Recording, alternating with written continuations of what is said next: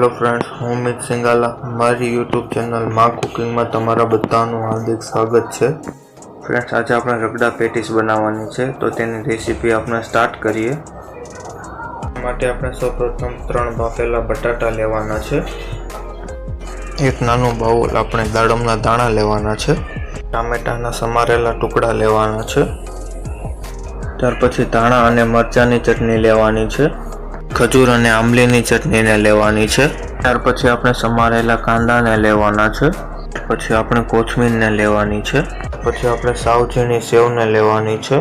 આપણે જે બાફેલા બટેકા લીધેલા છે તેમાં આપણે સ્વાદ અનુસાર મીઠું એડ કરવાનું છે, ત્યાર પછી તેમાં આપણે સ્વાદ અનુસાર ખાંડ અથવા તો ખાંડના ભૂકાને એડ કરવાનું છે, ત્યાર પછી આપણે જે લીલી કોથમીર લીધેલી છે તેને તેમાં એડ કરવાની છે।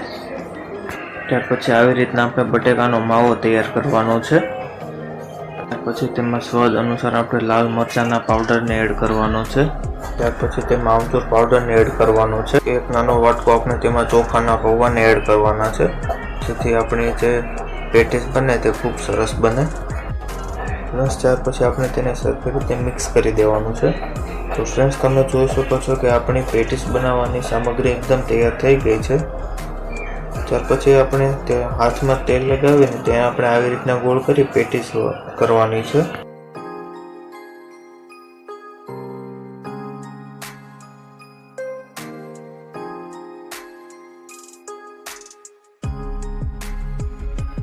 તો ફ્રેન્ડ્સ, આપણી પેટીસ એકદમ તૈયાર થઈ ગઈ છે। હવે તેને આપણે લોટીમાં શેકવા મૂકવાની છે। ફ્રેન્ડ્સ, જો તમારી પાસે નોનસ્ટિકની લોટી હોય તો તેમાં એક નાની ટેબલ સ્પૂન તેલ નાખીને તેને આપણે શેકવા માટે મૂકવાની છે, તમે અમારા વિડીયોમાં જોઈ શકો છો।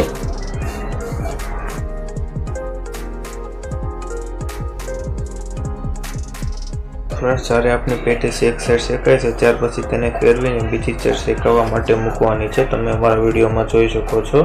તો ફ્રેન્ડ્સ, આપણી પેટીસ શેકાઈને એકદમ તૈયાર થઈ ગઈ છે। ત્યાર પછી તેને આપણે એક પ્લેટમાં કાઢી લઈશું। ત્યાર પછી આપણે રગડો બનાવવાનો છે।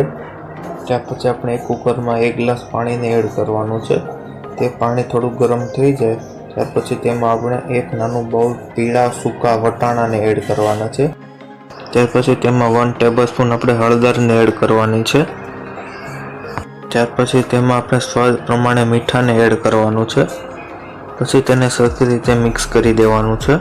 ફ્રેન્ડ્સ, તમે જોઈ શકો છો કે આપણા વટાણા બફાઈને એકદમ તૈયાર થઈ ગયા છે। વઘારવા માટે આપણે એક બાઉલમાં તેલ મૂકવાનું છે, તેમાં આપણે રાઈને એડ કરવાની છે, ત્યાર પછી આપણે અડધી ટેબલસ્પૂન હિંગ અને 1 ટેબલસ્પૂન હળદરને એડ કરવાની છે, પછી આપણે તેમાં મીઠા લીમડાના પાંદડાને એડ કરવાના છે, ત્યાર પછી આપણે તેની અંદર બાફેલા વટાણા લીધેલા છે તેને એડ કરી દેવાના છે, પછી તેને સરખી રીતે મિક્સ કરી દેવાના છે અને થોડોક સમય રાખી મૂકવાના છે। આપણો રગડો પણ એકદમ તૈયાર થઈ ગયો છે।